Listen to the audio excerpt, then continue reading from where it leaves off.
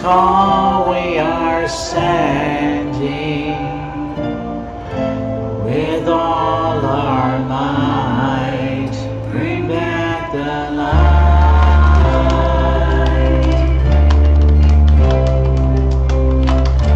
Bring back the light. Our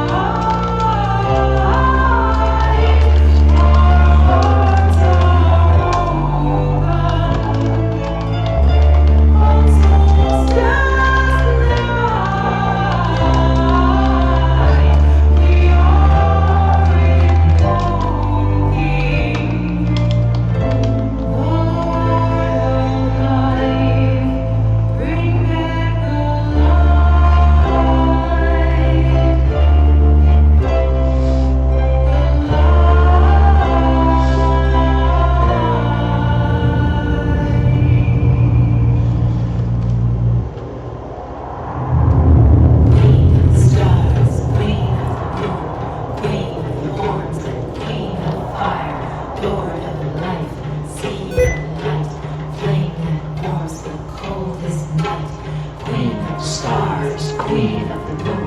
Queen of the horns and queen of fire, Lord of life, seed of light, flame that warms the coldest night. Queen of the stars, queen of the moon, queen of the horns and queen of fire, Lord of life, seed of light, flame that warms the coldest night. Queen of the stars, queen of the moon,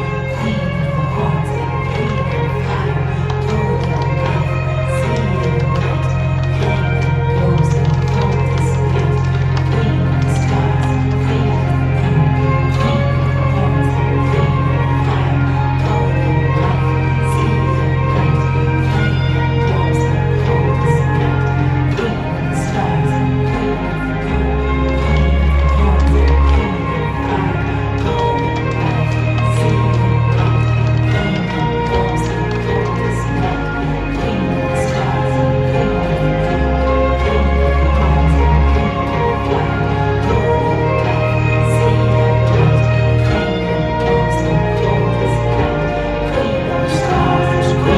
and queen of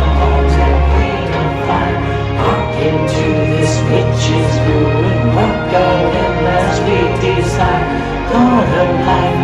Seed of love, high flame that warms the coldest night. Bring to us the waxing light. Be with us on solstice night. Bring back the light.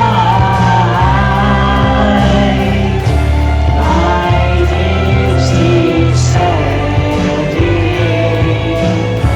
Over tonight.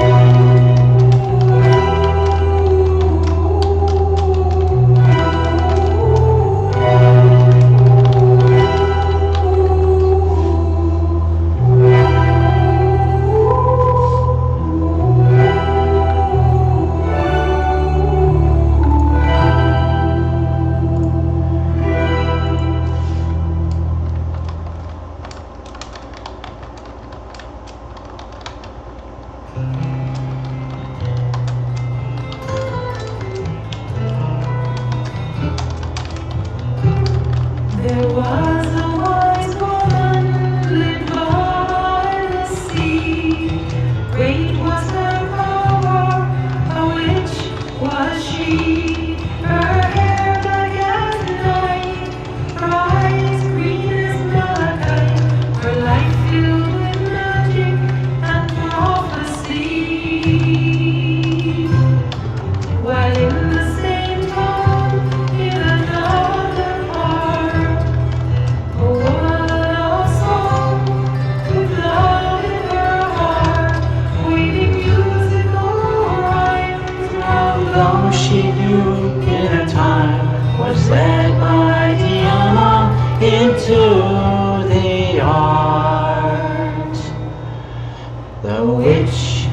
taught the chantress her mysteries, and they practiced the wonders of witchery. In circles of light, two women worked through the night with colors and numbers and imagery.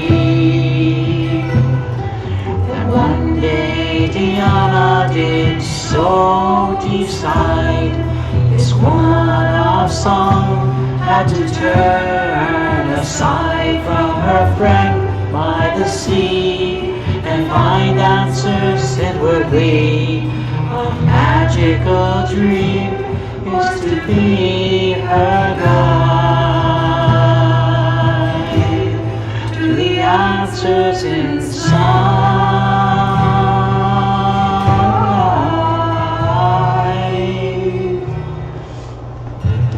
As the chantress went into her dreams at night, Diana said visions in sparkling light. All awake, now arise, all the sisters with fiery eyes, saying that truth is not black or white. And then through the dream mist, a white light shone on the wings of a raven perched upon a throne. A magician am I, he said, and he winked an eye. Love casts out fear, you are not alone. He said, there is a magical place I know. Take a ride on my back, and away we'll go. The journey was short, they soon arrived in the outer court of a wizard who lives where the fall winds blow. The wizard said, chantress, reveal thy name to the goddess, and gods be it so ordained. To the old ones, to the winds, as a witch your life will begin when you drink from this cup while the candles flame. She drank from the cup and her name she told to the goddess and guardians and gods of old. A tentacle of power she received in that magic hour, made by the raven from silver and gold. Silver and gold.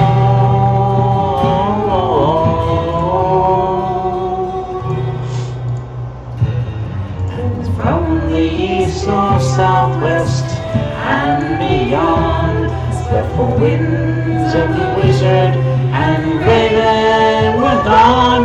In a crystal she saw herself asleep, as she was before, asleep in the moonlight, but not alone.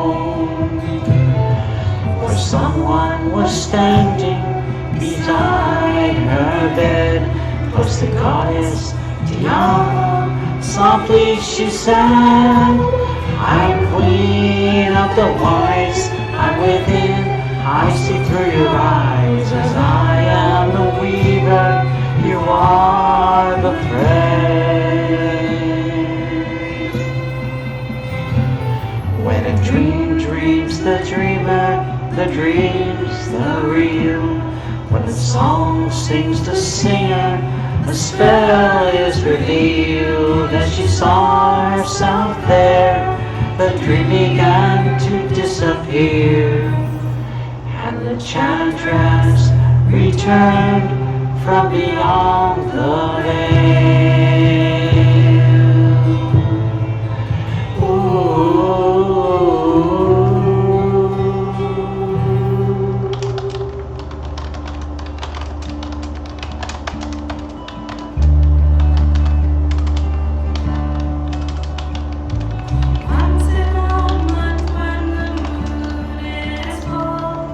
Some secret place shine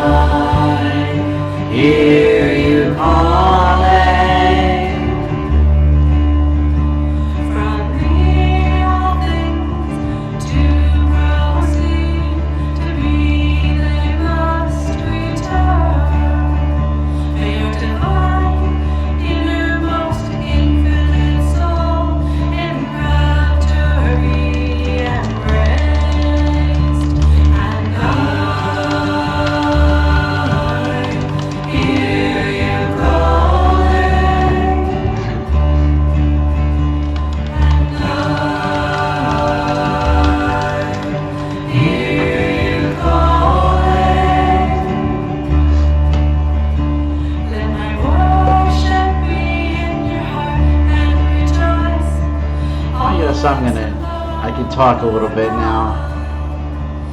Cut back the,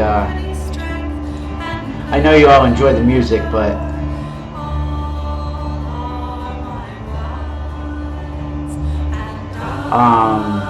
yeah, the pendant is actually an interesting story.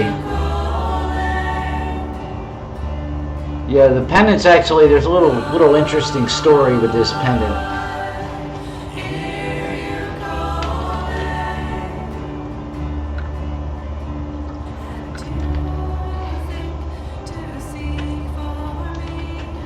And yeah, I know I'm a little more formally dressed, but I was running late. When I got home, I was running a few minutes late. So I started the broadcast, and then I got sat down here and I started talking to you guys. And just at the moment that I was putting the video on, I turned the video on and I saw myself and realized that I forgot to put on, I usually wear my black shirt, I forgot to put my black shirt on. But to tell you the truth, I'm still a little warmed up from being outside, so it just was easier to stay like this. Yeah, I had this pendant put away for a little while, and I just recently brought him out again.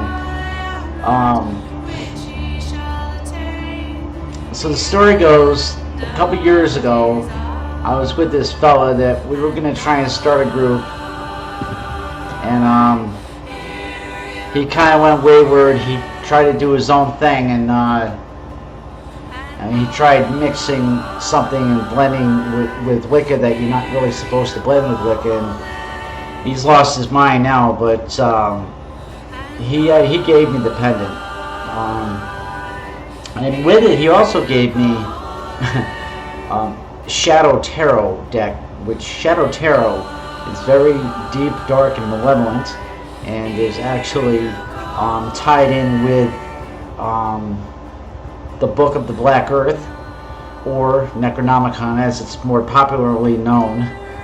So I didn't really keep the Shadow Tarot around me for very long. I studied it a little bit, but the things that I saw I didn't really want to see.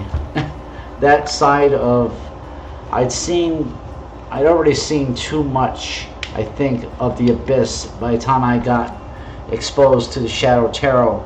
So, and I had already been on my dark walk for a long time, and I was coming back from it when I came into contact with the Shadow Tarot. So at that time I decided, well, I'm not going to keep the Shadow Tarot. I'm not going to all of the stuff that I had tied with me and kept me tied to the darkness, I got rid of all that, burned it up, burned it, destroyed it, except for the necklace.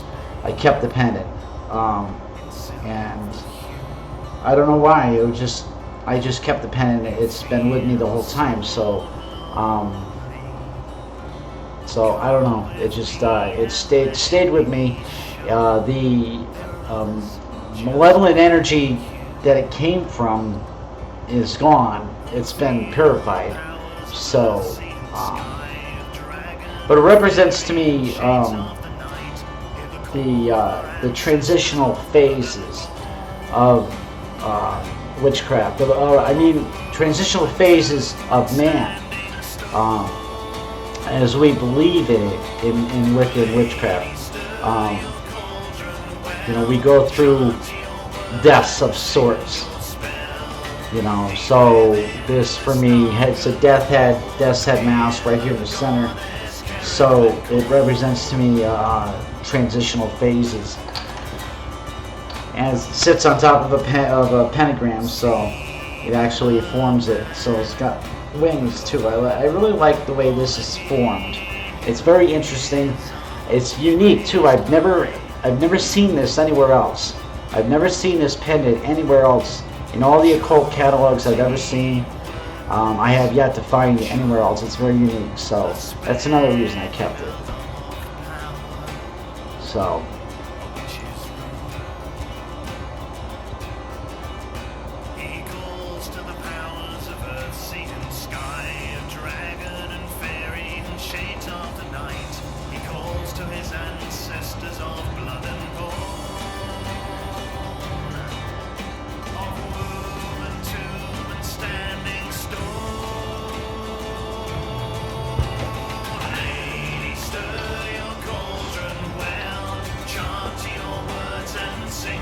Well, forgive me, Kasasa, if I had used it in an offensive fashion. I certainly didn't mean to offend anyone.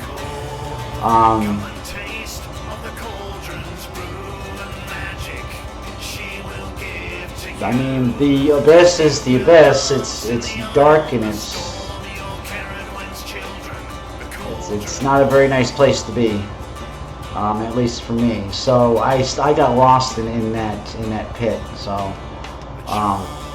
if a person can actually live there and retain their sanity, I have to give them credit, because I twice lost my sanity while I was trying to go through my own abyss, and it's not a place that I would want to live.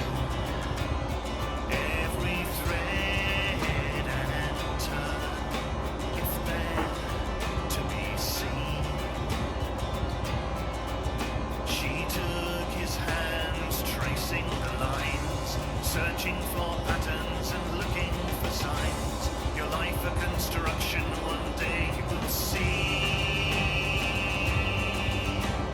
Through the illusion and into the dream.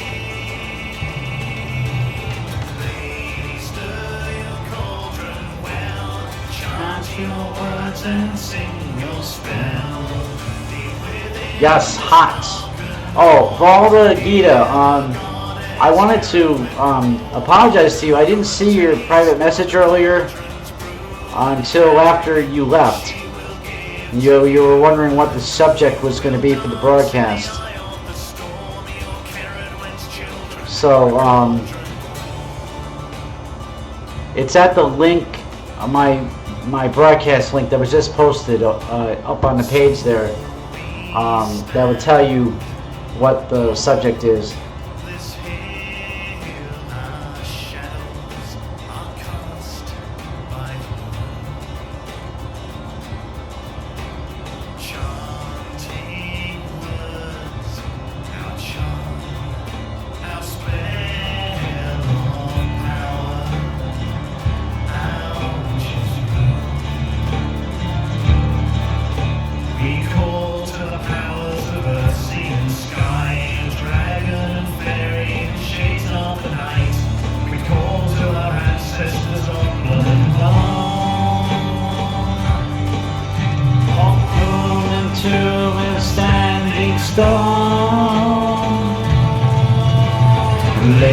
Stir your cauldron well, chant your words and sing your spell.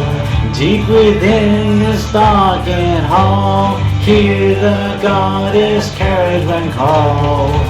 Come and taste of the cauldron's brew and magic she will give to you. You will dance in the eye of the storm, your Caradwen's children, the cauldron born. Stir your cauldron well, chant your words and sing your spell. Deep within this darkened hall, hear the goddess Caradwen call. Come and taste of the cauldron's brew and magic she will give to you. You will dance in the eye of the storm, your Caradwen's children, the cauldron born. For some reason, that song, I love this song, but for some reason I keep losing, never mind, I keep losing the key.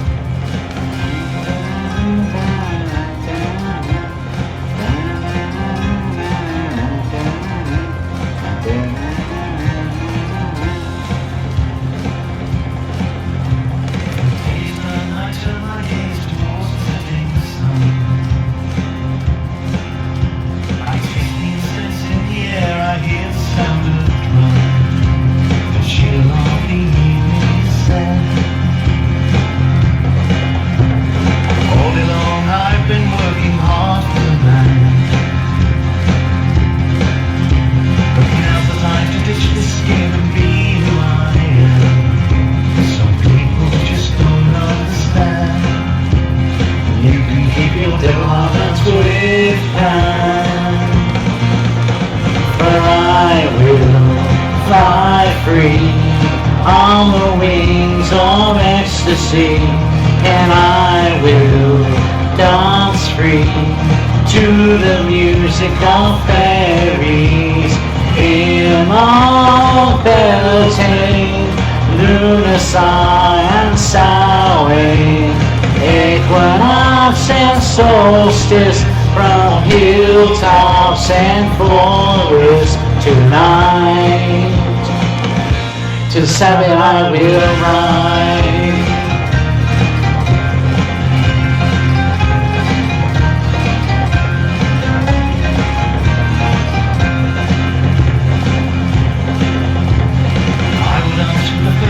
Thank you. Thank you, Baldigita, for that compliment on the music. I will taste the honeymead and chant the witch's rune. My heart with the pulse of the And as long as you have your speakers out on your back porch, welcome everyone to this week's edition of the Witching Hour. And I am your host, Wicca, High Priest Bailiff. life and the union is named. By power of land and the sea, by power of will, so won't it be.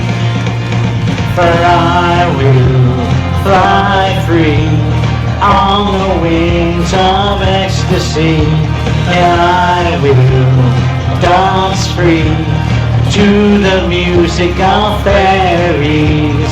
Immortality,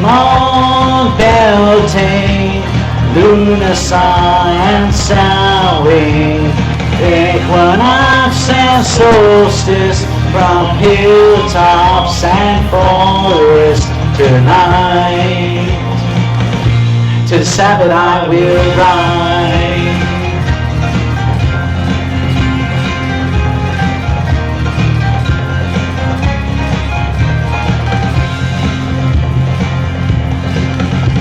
The night is done, the sun will rise upon a brand new day. And I, along with millions, go out to run out pain and see just what they want to see. But I've danced for the fairy queen, shed the mead of the sun. I've worn the oaken crown before the haunted one, and I'll know it's time to return when I see those pagan fires burn. For I will fly free on the wings of ecstasy, and I will dance free to the music of fairies. Immortality, lunacy and Samhain, equinox and solstice, from hilltops and forests tonight. To Sabbath I will ride.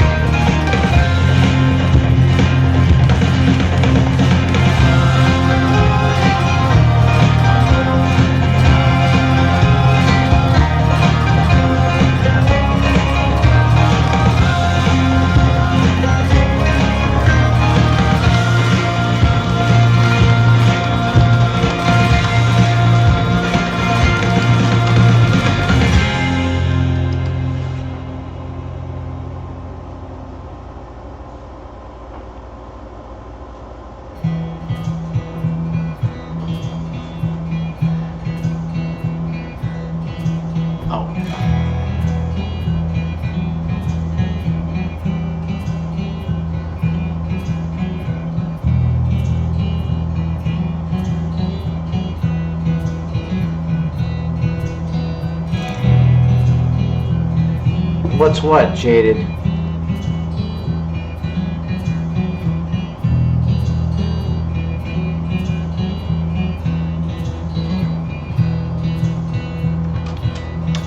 Gather branches of hazel, open ash and fall, tie them with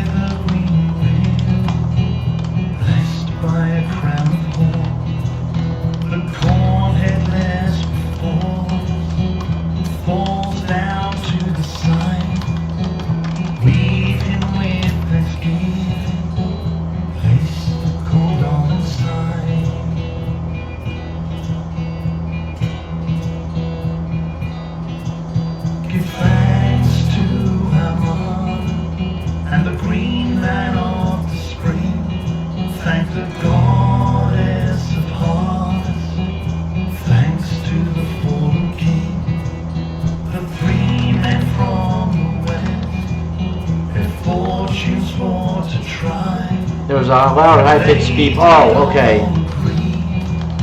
John Barleycorn must die. Oh, Wicca man, oh, Wicca man. Like a Oh, that beep, that was because I was in the middle of trying to think of what I was going to type, and I had my finger down on the button too long, and my computer popped up and asked if I wanted to enable sticky keys, whatever the hell that means. I don't know what the sticky keys thing is about, but it was because I held the button down for more than 5 seconds, so the computer was beeping.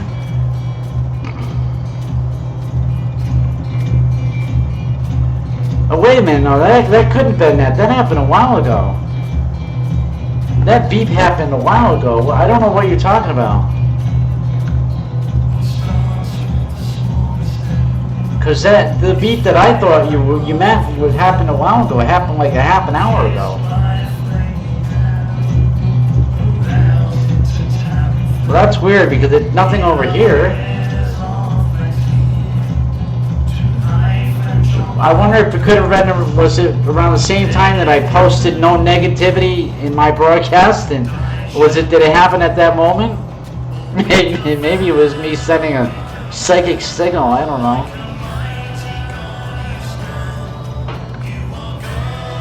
Well, my apologies if there was somebody who heard a loud, high-pitched beep.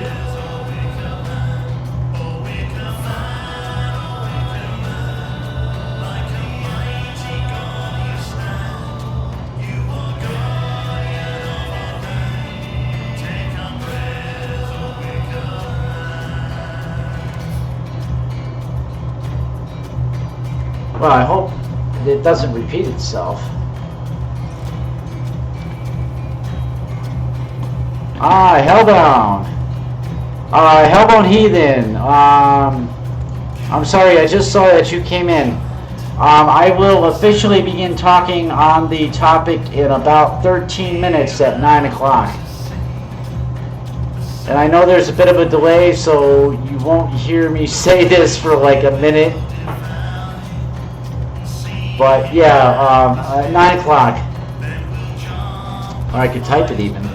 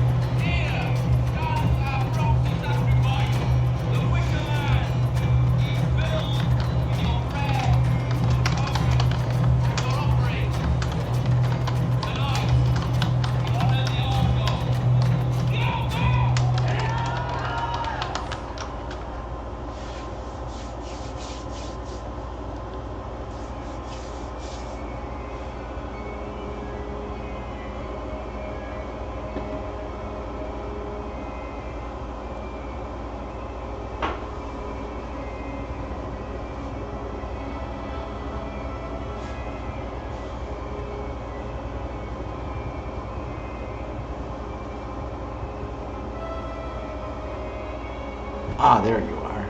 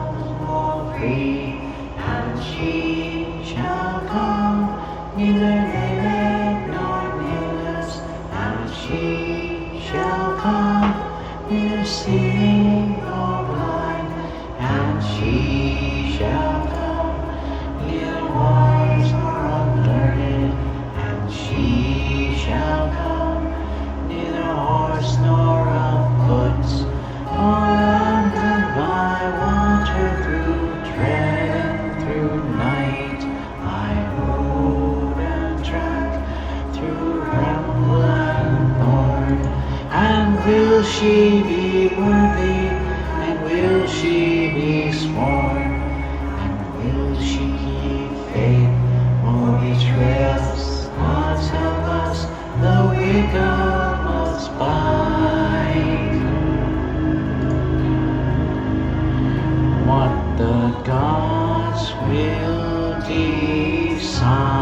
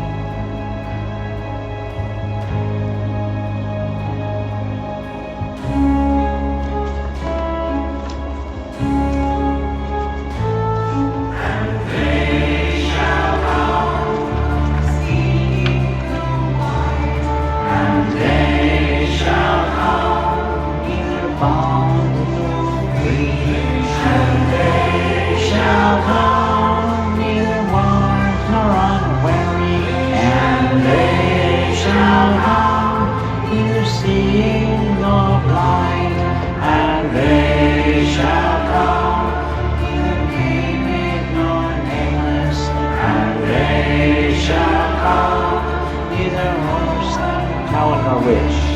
On land and by water, through dread and through night, I rode and tracked through bramble and thorn. And will they be worthy? And will they be sworn? And will they keep faith or betray us? Dear goddess, the Wicca must bide.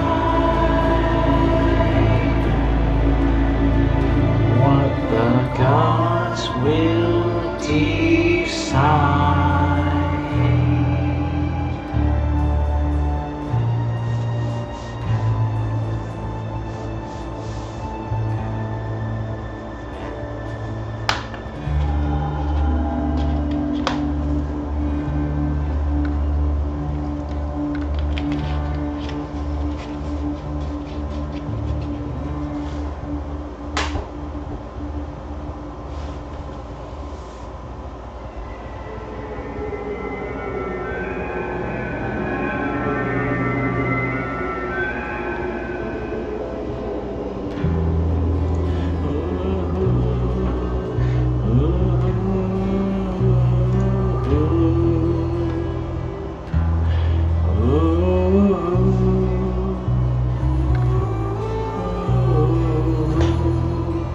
They say there is no death, just passing through our door, and we will meet again, the ones who've gone before.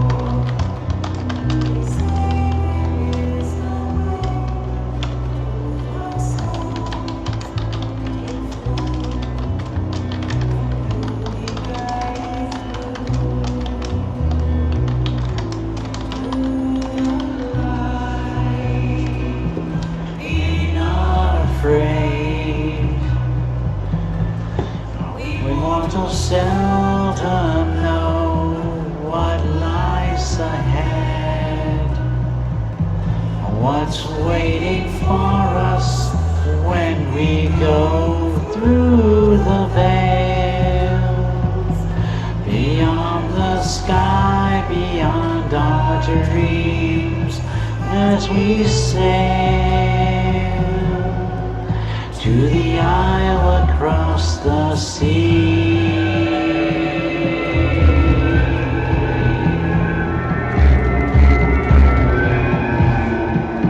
Memories may survive and stay with those we love, and we will pass them down from above.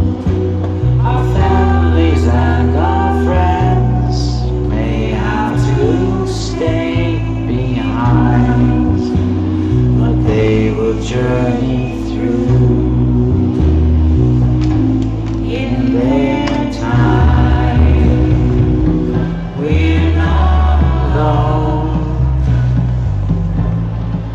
Every one of us must go, returning home. We journey through the gate of dream, the other world. We journey to when it's our time. The mother waits, and we'll be reborn again.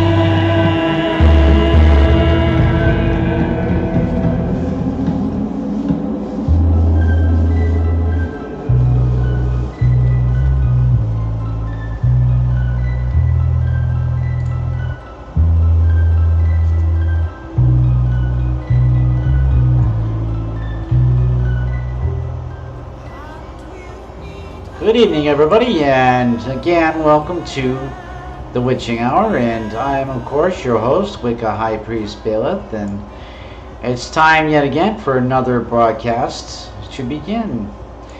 And this week, of course, as you will note, I am doing a video response to a stream that was done a few nights ago by Hellbound Heathen.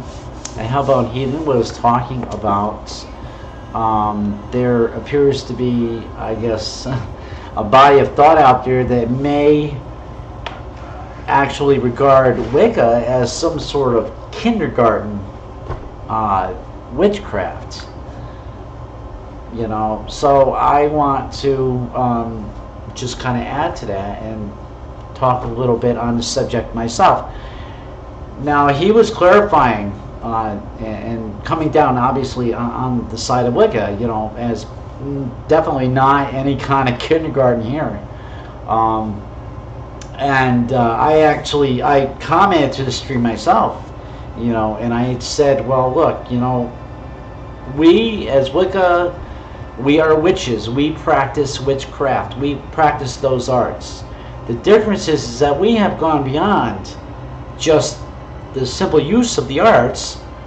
We've gone on to worship the old ones who gave us the knowledge of those arts. We worship and revere them. And we adore them because they are who they are. They are greater than ourselves. They have put us here. They put us here for a reason. They put me here for a reason. So, and we have this love and adoration for them, and we worship them as creator deities, and also we adore and revere them because they have given us these arts, the knowledges, and of course, with our practice and our closeness with our deities comes other gifts, shall we say, psychic gifts, intuitive gifts, which again, I think even that also goes beyond just practicing witchcraft without the spiritual end. There is a benefit. There is a definite benefit with going into the spiritual avenue of witchcraft. Now, if somebody, you know, and I'm sure more than one somebody out there in the world wants to get offended because we say, well, we don't just practice witchcraft. We do this and this and that, and when I say we've gone beyond the simple acts of the witchcraft, somebody wants to, you know, say to me, somebody got upset at me when I said that, and they're saying back to me, well, what am I calling witchcraft the kindergarten for Wicca? If you want to look at it that way, I'm sorry, you know, then that's on you. The simple fact of the matter is that witchcraft itself, just practicing witchcraft arts, is simple. It's easy. It's not so easy when you have to actually dedicate yourself to the practice of Wicca. Wicca is a dedicated, committed priesthood, and not everybody is cut out for it, you know, and that's the difference between practicing just witchcraft as an art and practicing witchcraft as a spirituality. You know, there's a big difference there, and I can't say that enough. I've been called elitist by some. Some people just, you know, don't get it, and they will continue to be offended, and they call me elitist. You know, they believe that I'm just saying, oh well, we're only meant for chosen one. Yeah, we are. You know, and I'm sorry if that does seem elitist, but if you really think about it, because not everybody is cut out to dedicate the way that we require people to dedicate themselves. If that can only come down to a certain body of people, come down to certain people who can do it, then that is elitist of a sort. You know, it is elite in order to do this. That's not to say that anybody else who practices just witchcraft without the spirituality is any less of a person. You're not. You have every right to practice witchcraft as an art without getting into the spirituality of it. There's nothing saying that you can't do that. And I'm certainly not trying to offend anyone and say they're lesser of a person by not choosing to go to the spiritual end of it. That's not what I'm saying at all. And I'm sure that you know, Hellbound Heathen, when he was doing his original stream, he was also saying the same thing in his own way. We're not trying to say that you're a bad person. And we're just simply trying to draw a line and say, yeah, it's a very different thing when you practice the arts alone and when you practice it from a spiritual point of view. It's a very different thing, So we really have to, I think, make sure that this distinction is made, especially considering the new generation of people that are becoming interested in witchcraft and magic and Wicca. They need to be informed correctly, I think, and they need to know that this is the way it is. And unfortunately, not everybody's going to like that, and not everybody who teaches others is going to teach it, or is not going to tell it accurately. As much as they think that they're being accurate and being truthful, they're not going to be. And I don't know how else to say that, but I'm doing it the best way that I know how, and in the way that I've been taught. And it definitely needs to be accurately told. And I'm looking at the Witch's Bible right now. I was trying to look for a frame of reference as to what Janet Stewart Farrar might have said about this. And there is a section here on the ethics of witchcraft. Ethics of witchcraft. And I think this might explain a little better, there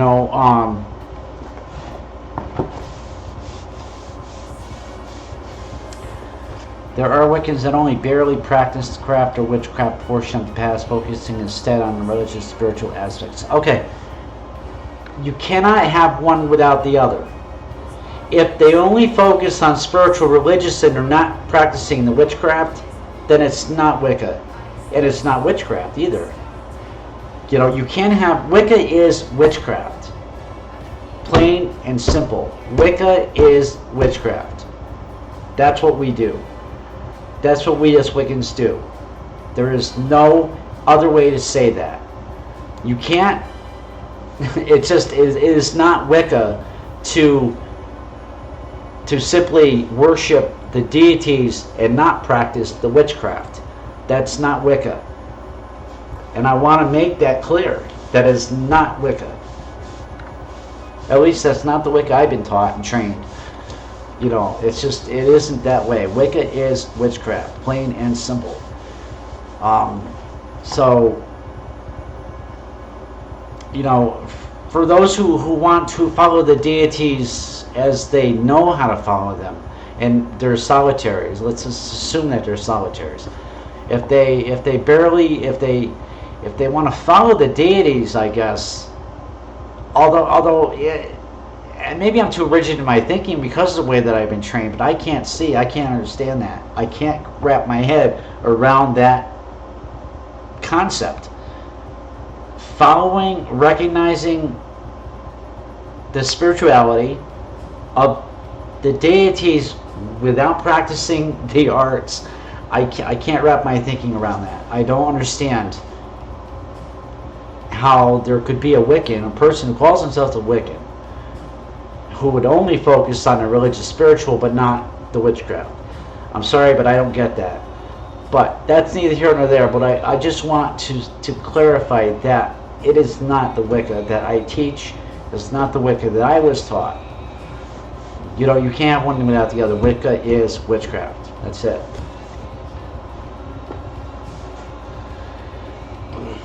Well, right, Rethwin, but we are here talking about Wicca specifically. I teach Wicca specifically. That's what I do. So yes, I mean, your point is taken. I figure as long as you're essentially being a good person and doing good, doesn't matter what religion you call yourself. Point taken. However, this is a Wiccan broadcast. I teach Wicca. So this is the religion, the spirituality that I teach. You know, so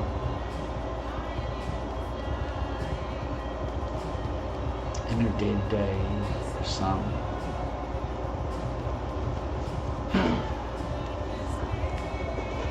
So, it's what Valley practice.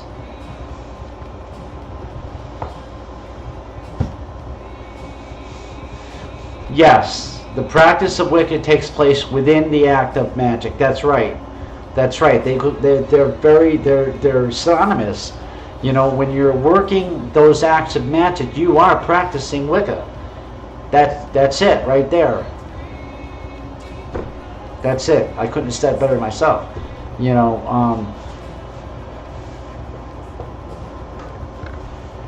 and we have, like I said, we have taken our deities and we worship them, revere and adore them for who they are. First of all, what they have done, which they have created us, created everything around us, and also that they have given us these arts and practices.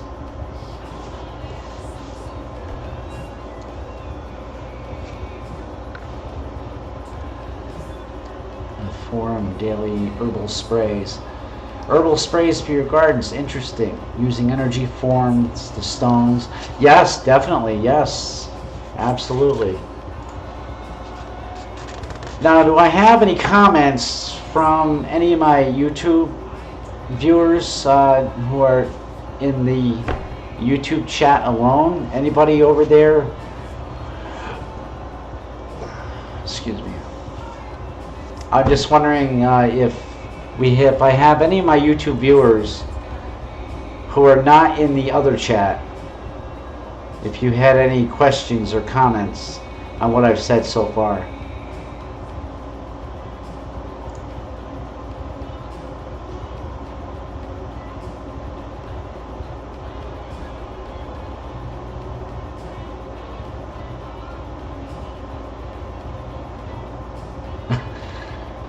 That's funny.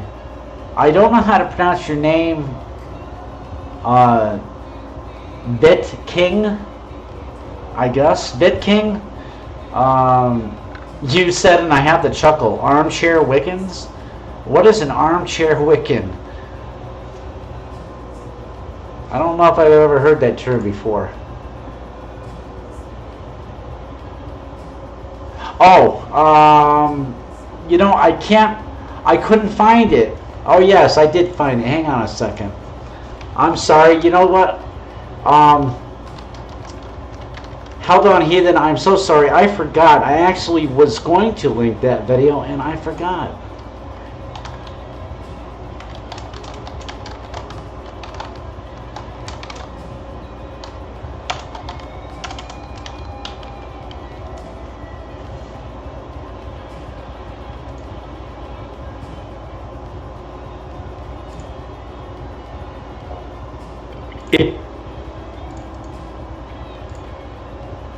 Okay, so the link, here's the link for the video that I am responding to. There's the link to the original video. If you guys want to check that out, that's the link to the original video that I am making this response to. And I'm doing that. I had meant to post it and forgot, but I am doing so now at the request of Hellbound Heathen. He asked me to. That, for clarification, that is the video I'm making this response to. So,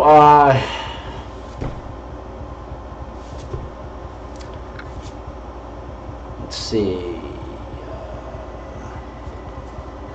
Alright, so VidKing stepped away. I don't know if they had heard me ask that question.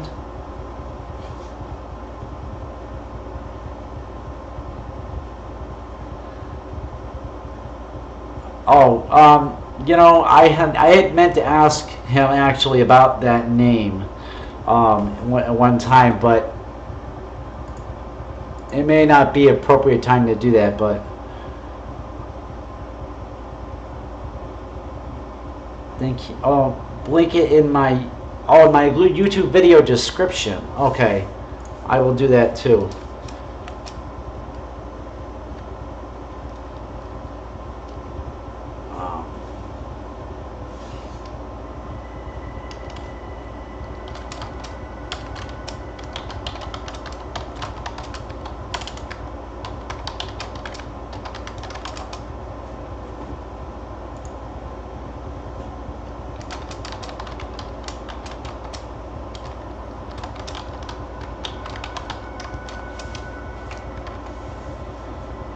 Alright, so that should go up there in a few minutes.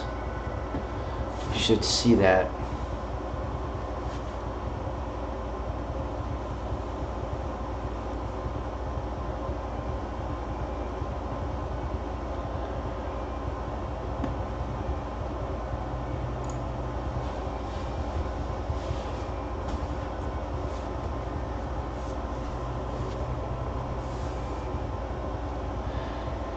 Actually, Arethwin,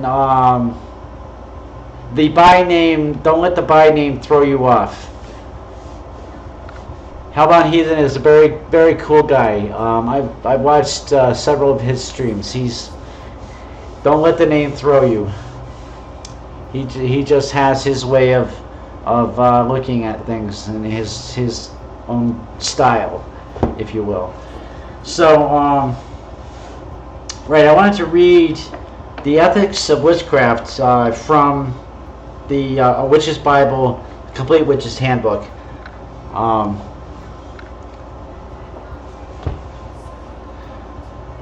8 words the wicked read, fulfill, and in harm none, do what you will. Wicca is a joyous creed. It is also a socially and ecologically responsible one. Witches delight in the world and their involvement in it on all the levels.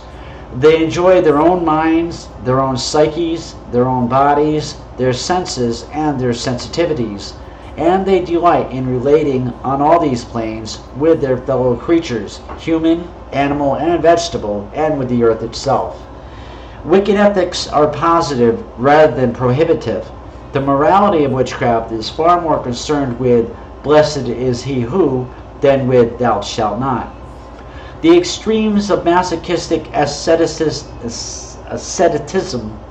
on the one hand, or gross materialism on the other, seem to the witch to be two sides of the same coin, because both distort human wholeness by rejecting one or more of its levels. Witches believe in a joyful balance of all human functions. This outlook is perfectly expressed in the charge. Let my worship be within a heart that rejoiceth, for behold, all acts of love and pleasure are my rituals, and therefore let there be beauty and strength, power and compassion, honor and humility, mirth and reverence within you. And that's a paraphrase from the charge. It is worth setting these qualities out in their polarized pairs: beauty and the strength, power and compassion, honor and humility, mirth and reverence. And as you can see, those attributes have their correlation. And meditating on them as a model for a balanced ethic, while remembering that each of the 8 qualities is positive, not restrictive. Compassion means empathy, not condensation. Humility means a realistic appraisal of your own stage of development, not self-abasement. Reverence means a sense of wonder, that essentially Wiccan attribute, not just remembering to take your hat off in a church or put it on in a synagogue. And the witch is always conscious that compassion must be partnered by power, humility by honor, and reverence by mirth. The charge continues, and thou who thinkest to seek for me, the goddess, know thy seeking and yearning shall avail thee not, unless thou knowest the mystery. That if that which thou seekest thou findest not within thee, then thou wilt never find it without thee. For behold, I have been with thee from the beginning, and I am that which is attained at the end of desire. This too is an ethical statement. to the which self-development and the full realization of one's unique yet many-aspected potential are a moral duty. That which helps evolution forward is good. That which thwarts it is evil. And each of us is a factor in the cosmic evolutionary process. So one owes it not merely to oneself, but to the rest of mankind and the world to look inside oneself and to discover and release that potential. Evolution, in this sense, does not merely mean Darwinism, though Darwin certainly defined one of the ways on one of the levels in which cosmic evolution expresses itself. It is the continuing process by which the ultimate creative force of the universe manifests itself downwards through the levels with increasing complexity and is itself enriched by the experience of that complexity. In Kabbalistic terms, the Kether to Malkuth to Kether cycle. This is a very deep subject, deserving of a lifetime or several lifetimes of study. For a first approach to it, we recommend Dion Fortune's book, The Cosmic Doctrine and the Mystical Kabbalah. But while many witches do study this deeper philosophy, most of them, and all of them most of the time, are more concerned with a literally down-to-earth guide to their daily activity. For this living relationship to the cosmic process, on a scale at which it can be readily seen to affect us, witches are dedicated to the concept of the earth as a living organism. And this attitude, physical, mental, psychic, and spiritual, is the heart and soul of the old religion. Mother Earth is thought of as precisely that. She produces us, nourishes us, makes it possible for us to live at all levels from the simply biological to the breathtakingly creative, rewards us when we understandingly love her, takes revenge when we abuse her, and reabsorbs our material component when we die. She reminds us that all living creatures are our siblings, different but related offspring of the same womb. The Mother Earth concept can be envisaged in many ways, from the scientifically sophisticated theory of the Gaia hypothesis to the worship of her as goddess. And indeed, many witches see the Gaia hypothesis as a further validation of their own immemorial goddess approach.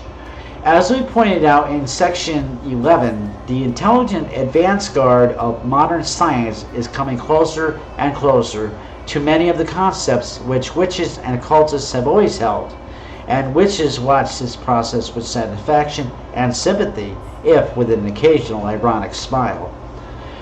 That God and goddess concepts are emotionally and psychically necessary to mankind and a justifiable approach to reality will be argued in section 14, Myth, Ritual, and Symbolism. But accepting them for the moment, and few readers would have got this far if they did not, no one can deny that the Earth Mother is the goddess concept which is most immediately vital to us, most easily understood, and most determinative of the rhythm of our lives. She is the background and foreground to our very existence.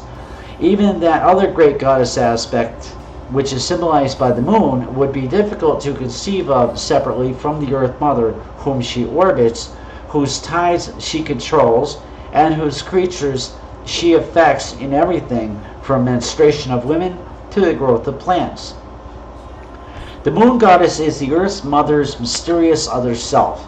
Any goddess concept which lies outside the domain of that powerful sisterhood is far more subtle and abstract, and of less immediate concern to ordinary mortals. How then do witches express their devotion to the Earth Mother in ethical terms?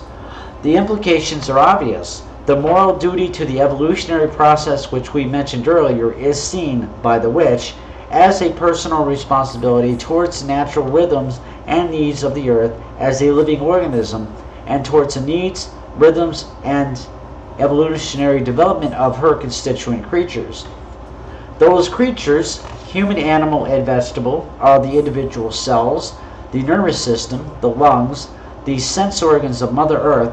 Just as the mineral kingdom is her living body, tissue, and skeleton, the seas and rivers are her bloodstream, and her envelope of atmosphere is the air which she breathes as we do ourselves. That is why environmental care and action play such an important part in the Wiccan ethic. That is why witches get angry and active when oxygen-creating trees are cut down faster than they are planted, when whales and seals are massacred for commercial profit, when chemical fertilizers and pesticides are used regardless of their ecological impact, when different industries pollute the atmosphere and the rivers and seas with their waste products, and when the concrete jungle, often with more concern for commerce than for housing, spreads like a rash over the Earth's complexion. Fortunately, it's not only witches who have begun to realize that the rape of the planet is reaching a critical stage. A symptom of this public concern is that many countries now have a Ministry of the Environment. Their effectiveness may be inadequate to the problem, but the term itself would have been meaningless a generation ago.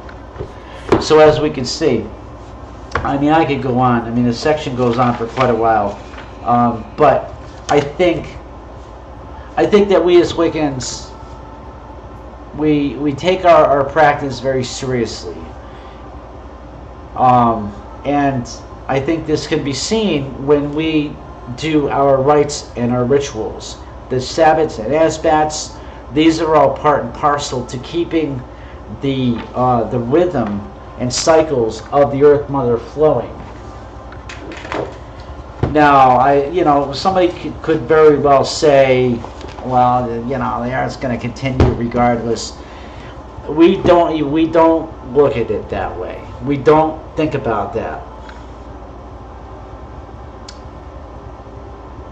We view these things as absolutely necessary to the continuation of the Earth Mother.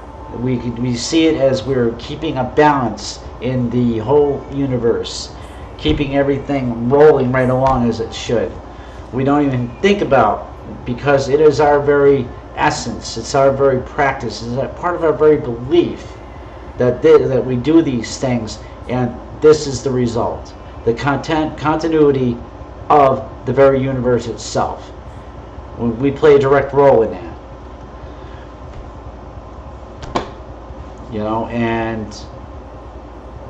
And that could be that kind of attitude and thinking is taken out of context, unfortunately. I think when I say that we take an active stance there, our Sabbats and our rituals are done, to ensure the continuity and balance of what happens here on Earth and the universe as a whole. That's taken out of context, unfortunately. Some other religious beliefs may, think that we are thinking of ourselves as gods or something, and that's just not the case. That's not the case at all. We are working with our deities. We work alongside of our deities, if anything. And I think that is important to express. And I myself, I personally don't know where I'd be right now if I never had found this path.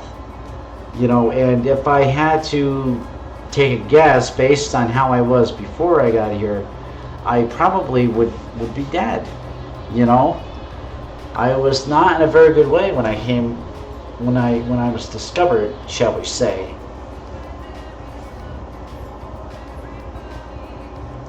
We are allowing ourselves to become a part of that balance through acknowledgement. The balance of nature, we are acknowledging that balance within. Absolutely. It's a means of acknowledging the microcosm through the macrocosm. Absolutely. I would definitely agree with that.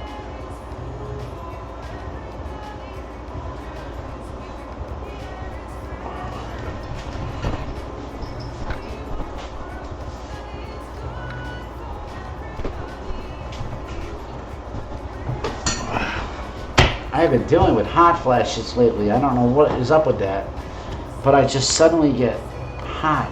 And I got my AC going, but I get hot and I sweat. I start perspiring. Just for no reason. If I was outside, I could see it, but I'm just sitting here, I'm in the AC, and I start perspiring. But anyway,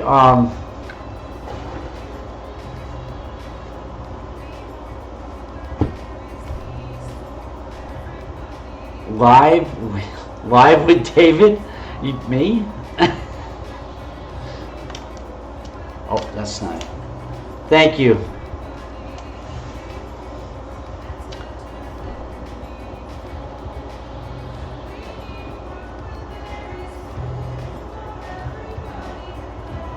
You know, it's funny talking about the acknowledging the balance of nature and taking care of the Earth Mother. The song that's playing right now is, if you listen to the lyrics, the singer, she's singing about our care for the Earth, taking care of the Earth, and becoming one with the Earth in our practice, and trying to heal her.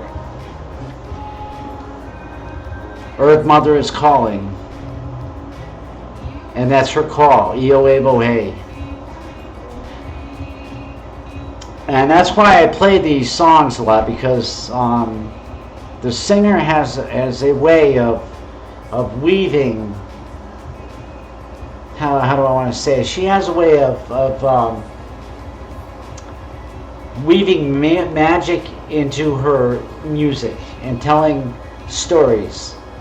You know, telling messages of spirituality, and that's why I play them a lot. They have deep meaning.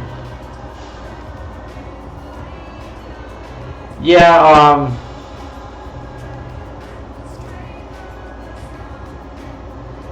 I think I might be going through some sort of male menopause, or as my witch brother likes to pick on me, he calls it womanopause. But I think that's what's happening. I've been going through these hot flashes for a number of years.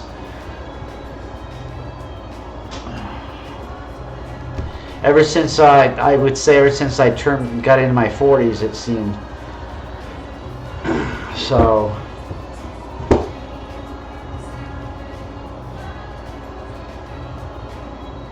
And again, I want to say that the other part of, in my video description, the continuing issue of the relevancy of both witchcraft and Wicca. Okay, for us Wicca practitioners, there is no difference. Wicca is witchcraft.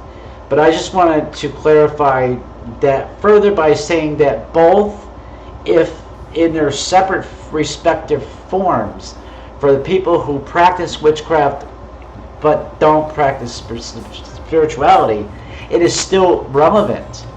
And I don't want to take that away from anybody. Witchcraft as a single solitary practice without spirituality is still relevant. And anybody who wants to practice just the arts without the spirituality has every right to do that. But I just want to feel the need, and I need to clarify for anybody who is coming into this brand new and doesn't know yet. I think I find it's important to just correctly tell them that they're going to run into these issues. People are going to say this, that, and the other, and I want to try and clarify it right on the outset for people who are new, that you're going to run into this bit of confusion. You know, and for me and for many others, I would think, we're going to say that for us Wicca and witchcraft, one and the same. Wicca is witchcraft. You know, and again, for people who just practice witchcraft without the spirituality, they may want to call themselves Wicca because they see certain attributes or certain aspects of Wicca belief and philosophy, and they agree with it. You know, and they want to call themselves Wicca, and obviously can't stop them. But I don't even want, you know, I don't want to. I don't even know what I was going to say there, because I think that would take me into a different onto a different topic entirely if I went too far into that. The relevancy, yes, witchcraft is relevant, whether it's expressed in and of itself or whether it's ritually or spiritually expressed. They both are relevant, you know. So, and anybody has a right to do that.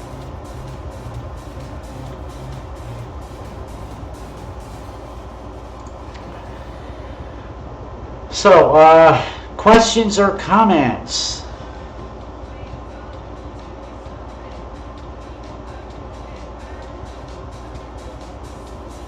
Yes, that is correct, Star. That is correct. You know, not all, not everyone who practices witchcraft, of course, they're not all Wiccan, but all Wiccans are witches and practice witchcraft.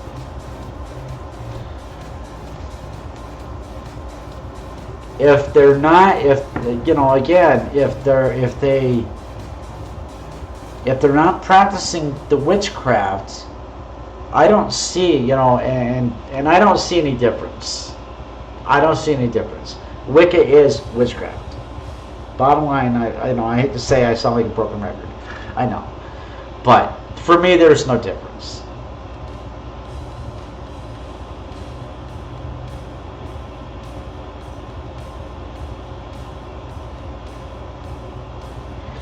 Well, I think, Viking, I think that the read in and of itself, even that is misunderstood. I think too often it's misunderstood.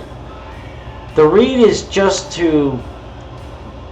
it gives us a sense of responsibility with the practice, with the use of the art of witchcraft.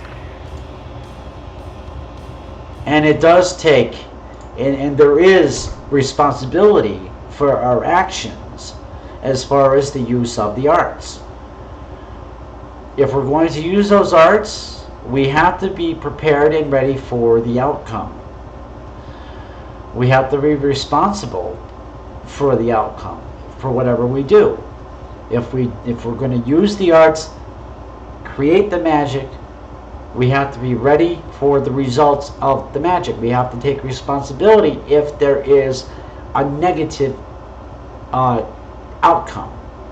We have to be willing to accept responsibility for it, even if it was not intended. That's what the read's there for. It's just to remind us that we have a responsibility to act responsible with that knowledge. The deities that we worship have given us this knowledge as a privilege.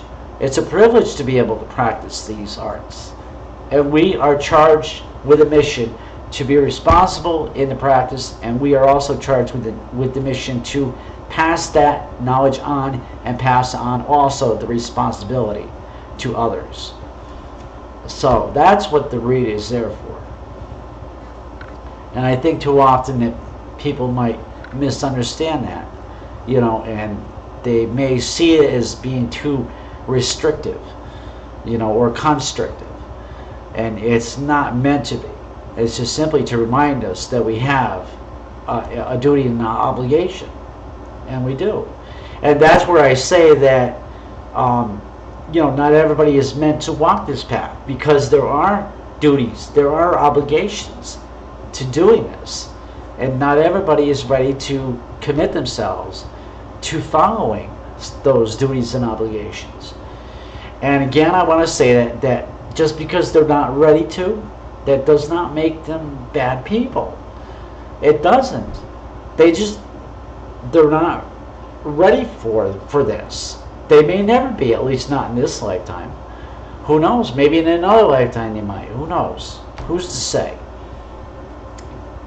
But it is important, and I feel it's important that I try and make that as clear as possible, that there's a duty and obligation to accepting and practicing these arts. And that's what the read's there for, is to remind us.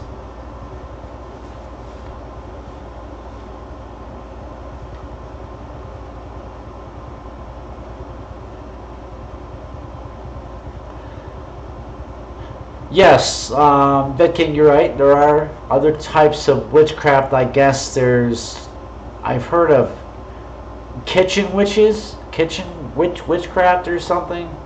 A kitchen witch. I'm not sure exactly what that is, but I've heard of that. There's green witchcraft. I've also heard of that. There are other practices that don't necessarily include the spirituality of it. Yes, that much I do know.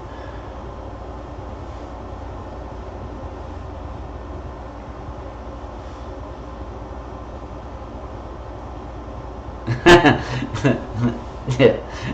Toddler is not bad, but I would not hand one a gun.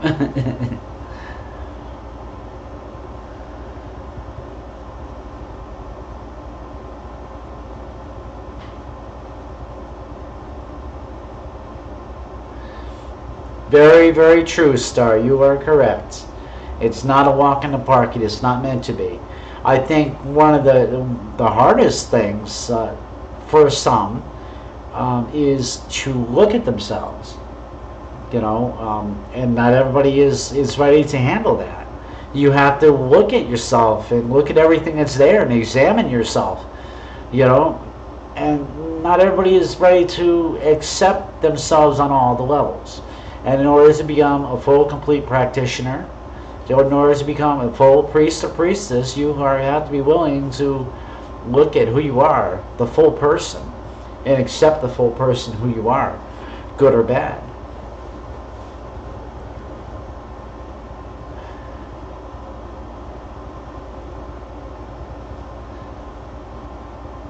Well, Lavender Cat, I'm not calling people who, I'm not calling people who can't walk this path. I'm not saying that they're toddlers by any means. I'm not quite, maybe I'm not quite understanding what you're trying to say, but I'm not calling anybody toddlers who can't walk this path yet. I'm not sure what line of comparison you're trying to draw there, but just because I say that not everybody is ready to walk this path does not mean that I'm calling them a toddler. Not by any means.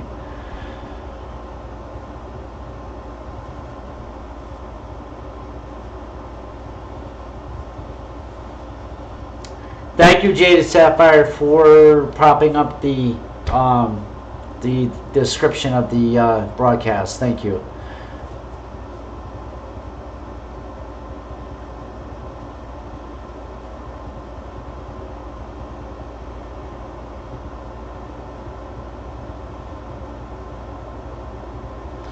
If someone who is a witch as myself and not Wiccan, but I follow Irish tradition path, however.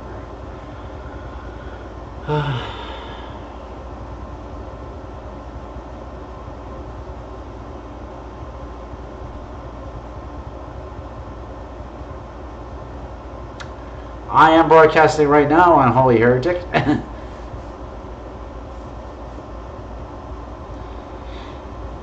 I think I understand what you're trying to say, Lavender Cat, I think.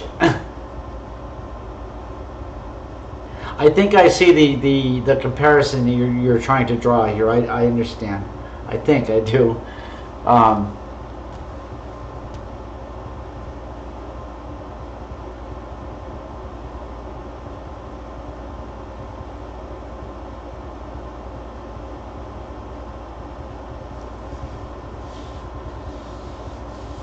Right, but we try to teach people how they need to be mature and responsibility when they practice these arts.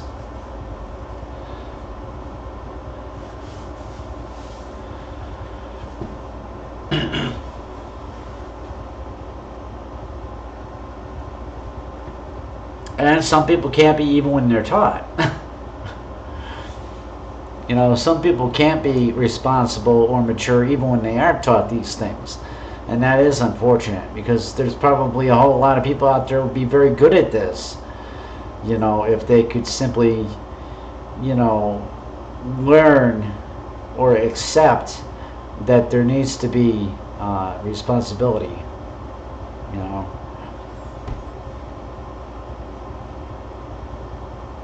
No, you're fine, Lavender Cat. I don't see too many typos there. I think I was just getting a little confused.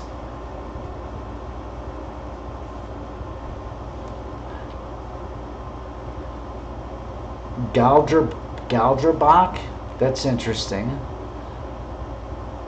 Don't know what it is, but it sounds interesting.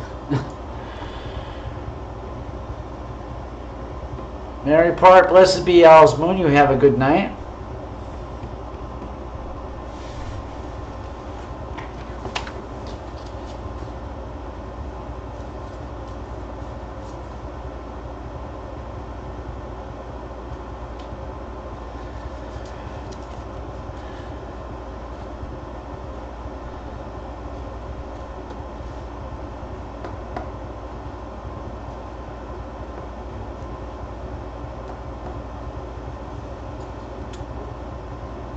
There's even a section here where they talk about the use of drugs and how they don't use them themselves. That's another part of the responsibility we accept when we use magic, when we use these arts.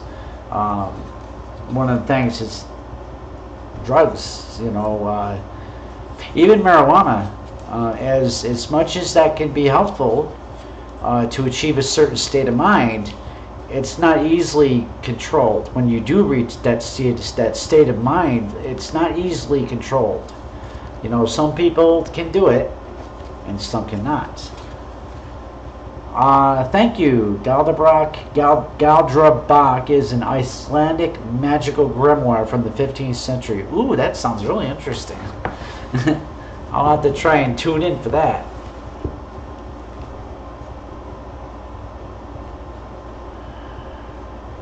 Well, which is it? Galdrabach, is runic magic, is an Icelandic magical grimoire.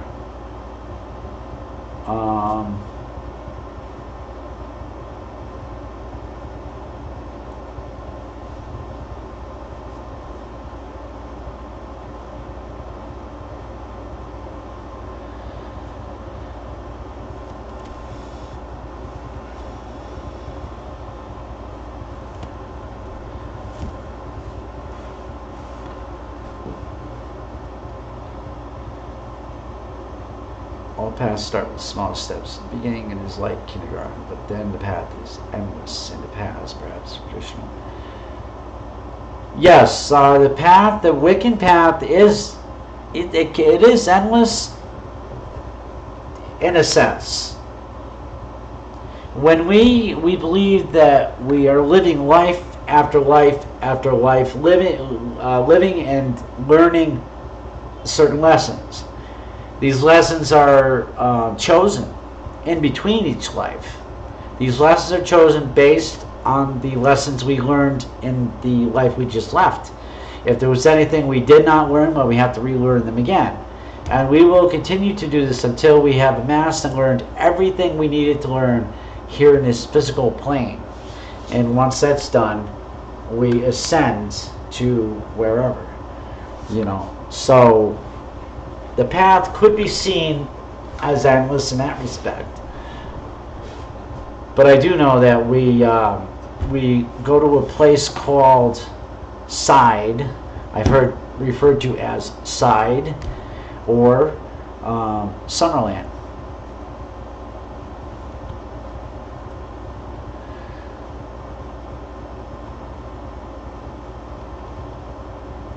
So this Galdrabach is a magical grimoire that describes runic magic.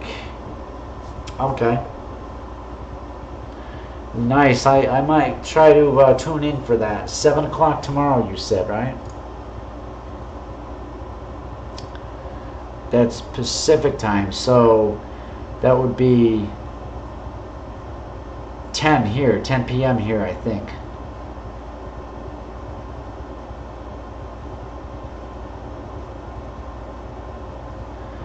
No, Side. No, that's She. You're thinking of the She Mounds. No, that's She. That's Irish Gaelic. No, Side. It's spelled exactly the way it sounds. It's a term that I was taught years ago. That refers to the other side. That's why it was called that, because it's just simply saying the other side. You know, the unseen world that we don't see from here.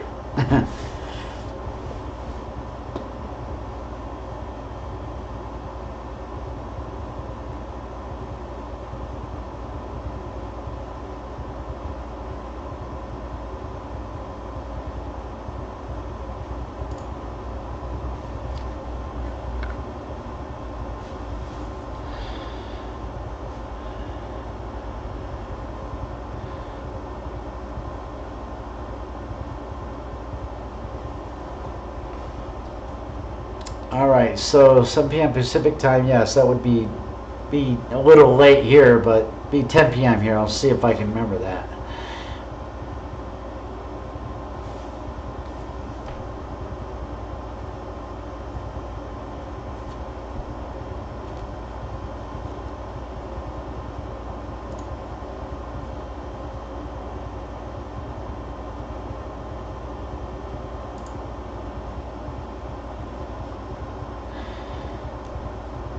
By endless path, I meant you can continue to grow as long as you put in effort. It isn't like high school where after 12th grade you graduate and you are finished. Right, exactly. Yes, as long as you continue to put in the effort, you are going to grow and expand. Your consciousness is going to continue to grow and expand. Yes, that's correct.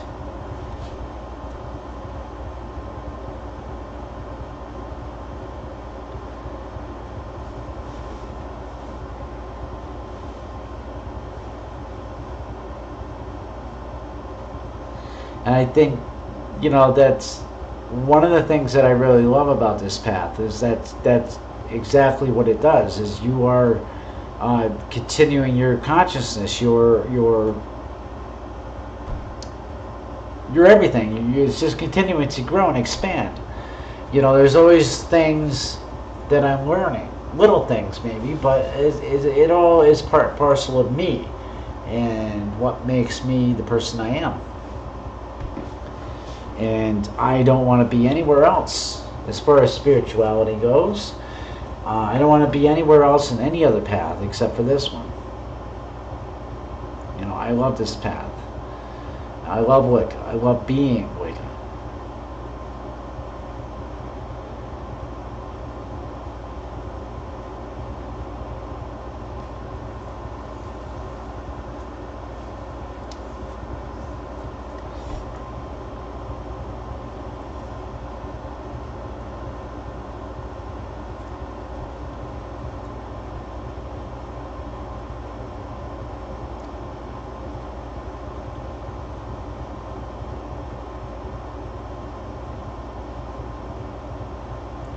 I study myself constantly. But I have to admit, I haven't written in my book of shadows in a while.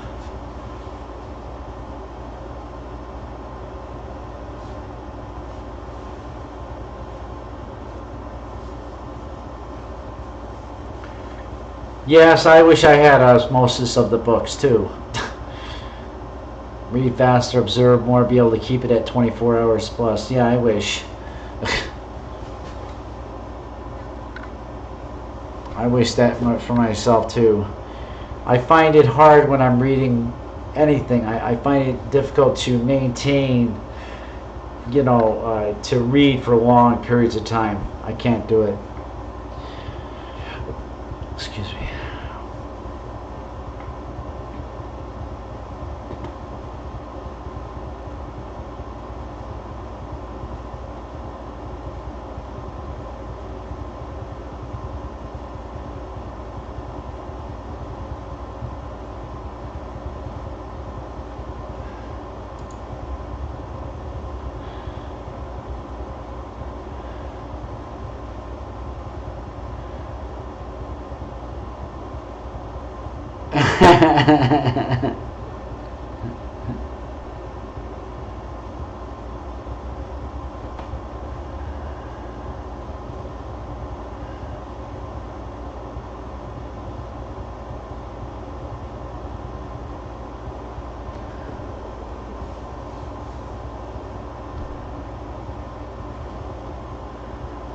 I am what?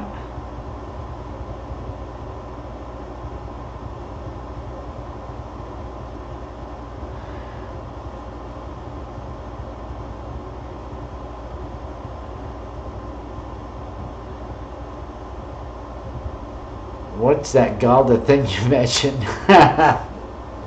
Explain it again for him. For Zabora, what that Galdrabach is.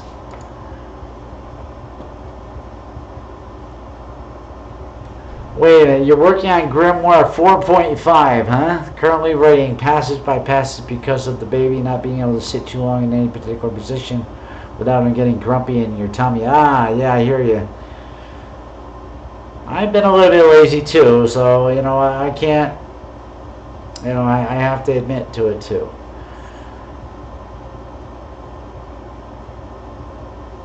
I've been having some trouble lately with vertigo, real bad. I had a bad episode for the last 3 weeks or so, and I just I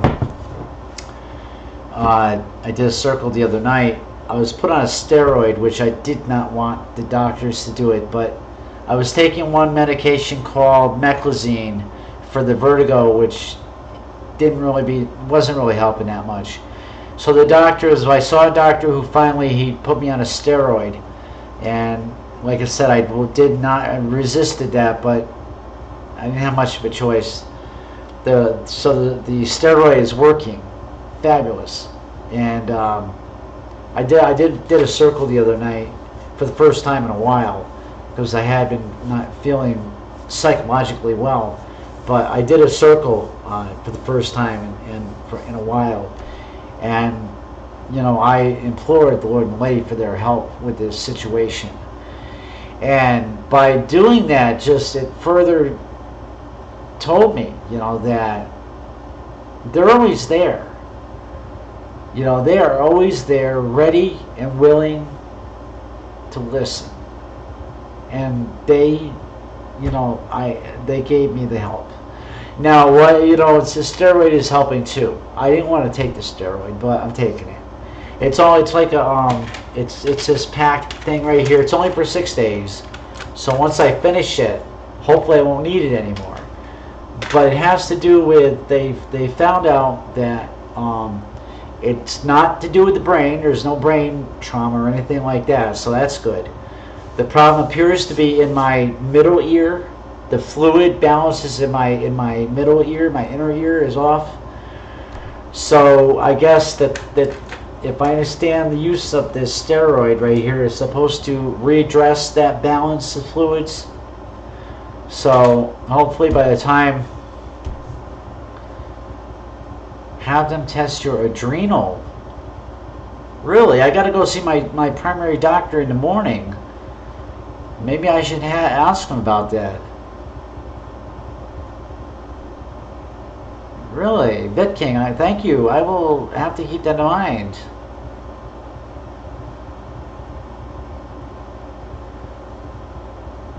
I didn't really think the vertigo, I never really thought, it didn't occur to me ever that the vertigo and hot flashes were together.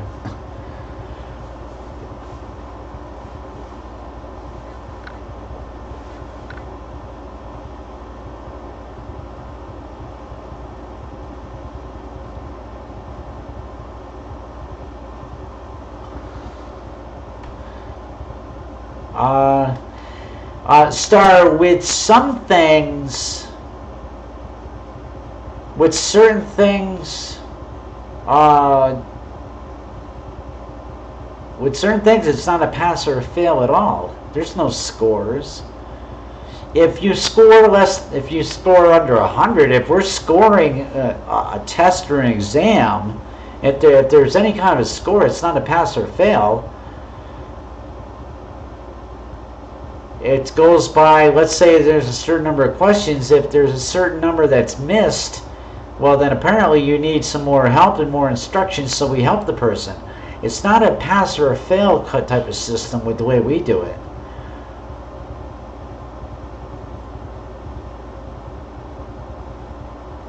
I mean, psychologically, what does that psychologically do to somebody? If you don't get 100, you fail. That seems kind of psychologically stressful of a way to teach someone. If you don't get 100, you're not good enough? That doesn't... I'm sorry, maybe I'm just making too much out of that, but maybe I'm just making too much out of that, but we don't score that way. When we instruct people, we don't score anything like that. We don't, if they miss a certain number of questions on an exam, well, then we give them more instruction and help them to understand what it is that they had trouble understanding with the exam. But it's not a pass or a fail, really.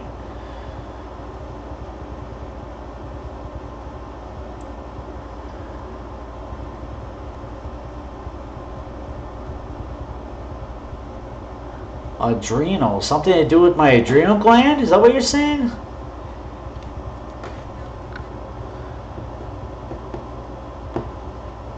My aunt weighs your soul.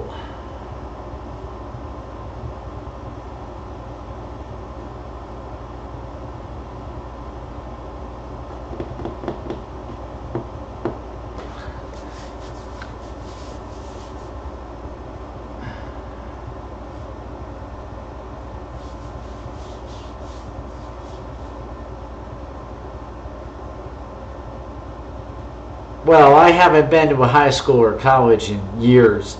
I went to a local one here called Mildred Alley Business School back in 1997, and I passed with honors. I did 3.53 GPA, so I came out of that pretty good. But I don't think I really deserved it. Then I found out later on from the school's job placement counselor after they had left their position. I found out that the school at the time I went there, they were fudging their numbers. So I think I got a GPA I didn't deserve.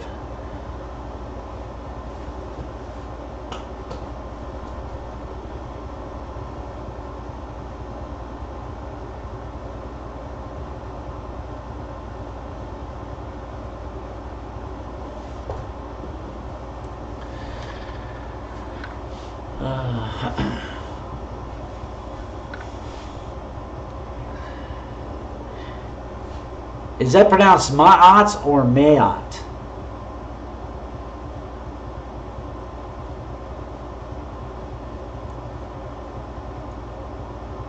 Sounds like something out of the like the Lemageddon or the Necronomicon.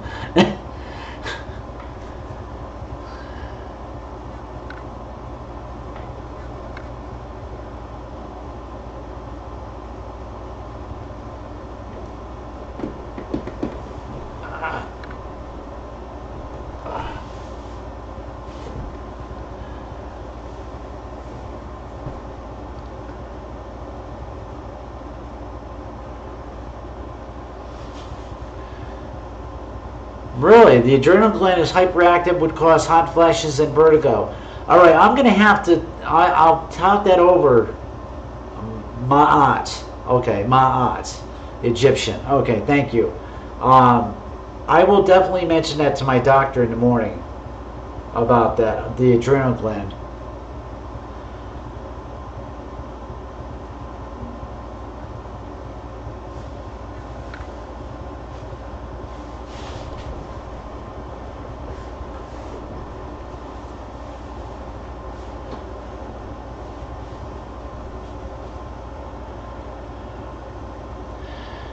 Shit ton of bullshit tests that we have to take now, EOCs and other shit, that if you don't get a high enough score, you're considered a failing student, thereby essentially you get held back a grade even if you pass because they put you in remedial classes.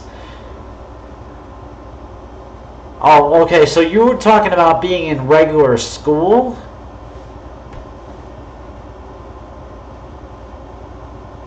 Oh, wait a minute. Oh, Star. Oh, I was talking... Now I've gotten a little bit lost here. Okay, Star. Okay, it was Star then, yeah. So, Star, your scoring system really in your coven, if you don't get 100, it's failed? Wow. Yeah, that's pretty extreme. Okay. But again, I say psychologically, what's that got to do to a person? But, okay, so, see, but my vertigo also, I've had ear infections throughout the years. The doctor who examined me Sunday, I had to go by ambulance. I hate to say it, but I had to go to the hospital Sunday by ambulance because my vertigo was so bad. I couldn't stand up straight. I couldn't walk because I was like, the vertigo had me so dizzy. So the doctor who examined me, he looked at my ears and he could tell. He said there was a lot of scarring in there from ear infections. So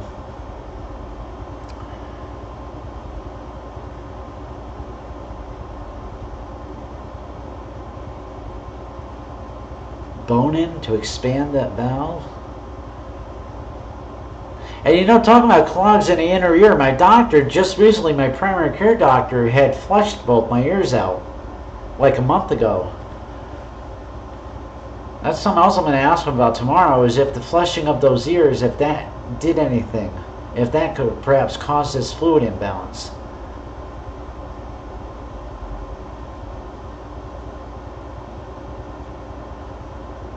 Oh, that was what the high school college statement was geared toward. Oh, okay, I get it. But that's the way it is in high schools and colleges now?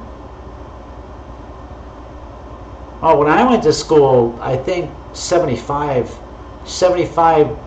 was passing. No, wait a minute, 72. If you got 72, you were just barely passing. It was like getting like a D minus or something. Anything below 72 was failing. I think that's the way it was when I was in school.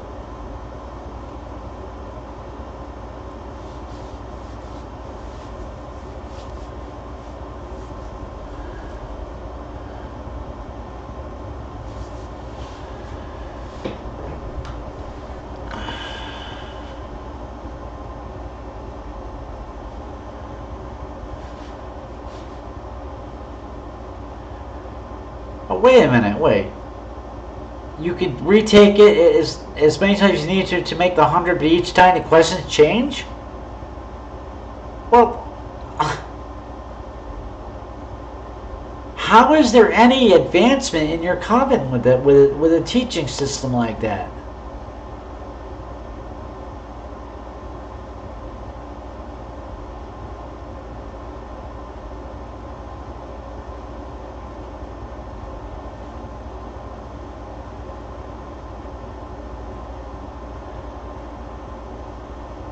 Well, okay, yeah, it's okay to say, fine, all right, what did you not understand? You know, I could get that, but I mean, I still say psychologically to put the pressure on somebody like that. If you don't get 100, you're going to fail. If you don't get it 100% right, you fail. I still say psychologically that's not the best approach. Oh, geez, your grading scale was A, B, or F, huh? No C or D, huh? Yeah, we had C's and D's when I went to school. And I didn't score very well. I was like a B and C and D student. I think maybe I got an A here and there. English, if anything. English was, I think, anybody could get an A in English, right?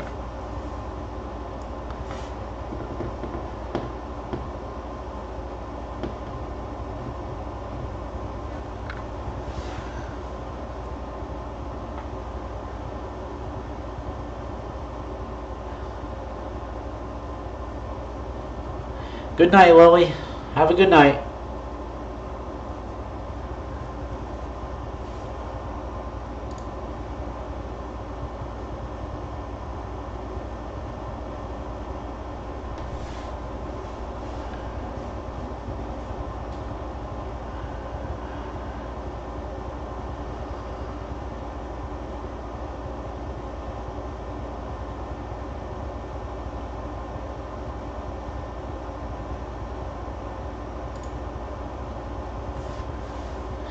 Too many kids were barely passing just because they didn't want to put in effort, which is why they took our C's and D's out.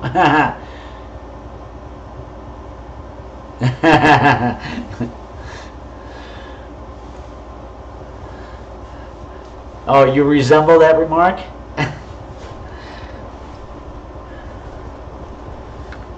Well, I think I was just trying to make the point that, you know, we're English, we should be able to pass that course, that class.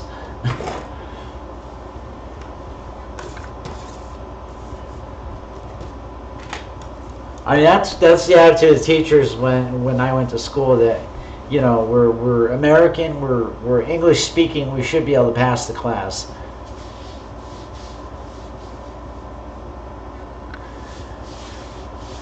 But a lot of times, yeah, it's like the sentence structure. English within, like, your sentence structure and punctuation and grammar, those are difficult. And even me, I'm business English major, and even I have to stop when I'm typing out sentences, when I'm writing sentences and chatting with people. I find myself always trying to construct my sentences correctly, using commas where I should use them, and, you know, it's just intoned into me. So that was one of the courses I took, one of the course modules when I went to Mildred Ellie Business School. It was Business English. So I always find myself wanting to do that.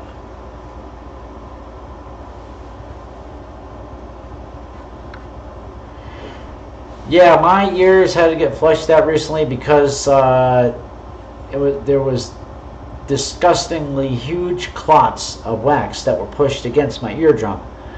My doctor told me under no circumstances am I to stick anything in my ears, like Q-tips.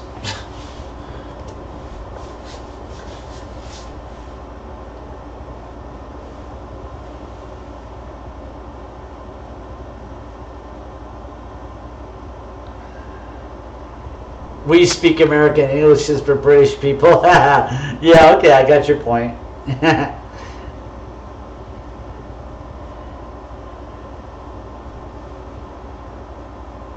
Fanny in English in Britain equals vagina? Really?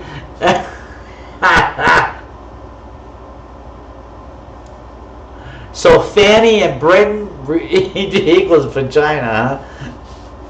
That's funny.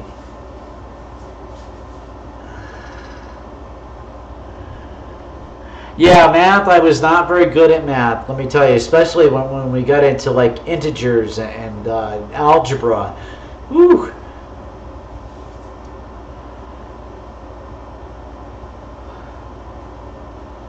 Plus 10 plus minus 10 or something like that, trying to do all this plus minus nonsense. Like, who's going to use that in the real world anyway?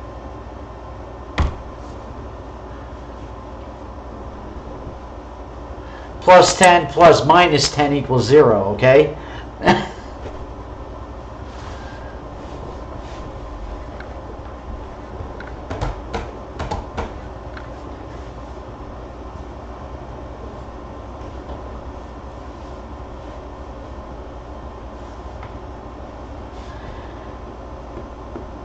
Yeah, swimmer's ear, yeah, I think that could be a problem, yeah. Canadian, you don't speak American. No, you guys speak French, don't you? Don't you use a variation of French?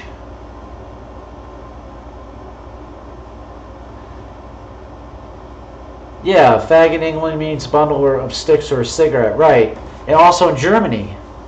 Germany means the same thing. Have a good night, Valdegita. Thanks for being here. Native American Kasasa, are you Native American? Lakota Indian?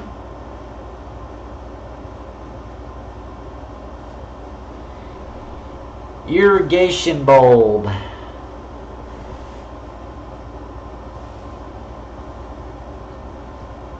Good night, Valdegita. Again, have a very good night, and I thank you for being here.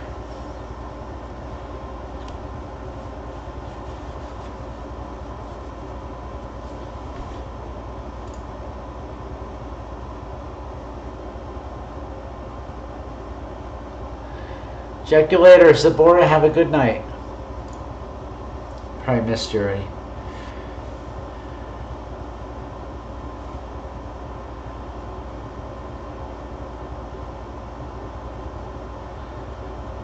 Oh, we probably did, but I speak to so many people and I see so many people, it's hard for me to remember.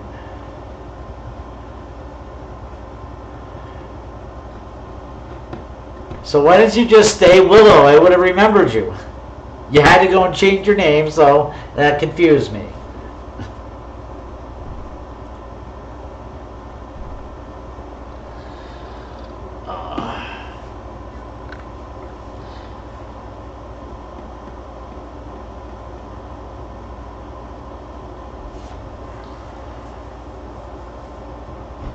Well, I just choose to believe that English is the American language. That's what most of us talk, you know. So that's what I choose to believe.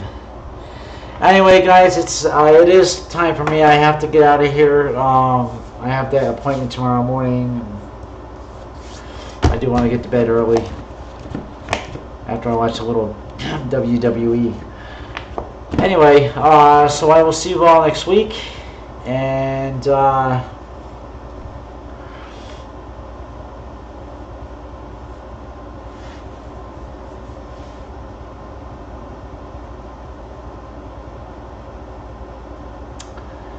I'll see you all again next week, and I'll think of something. So everybody have a good night, and enjoy the rest of your week. And for those of us living in hot areas, try to stay cool. I know I will. So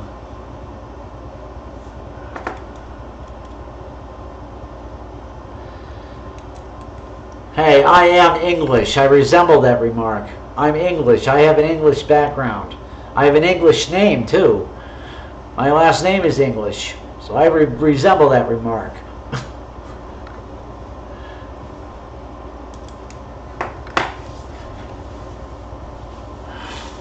So everybody have a good night. Enjoy the rest of your week. And I will see you all next Tuesday back here. So blessed be and merry parts. May the four winds be with you.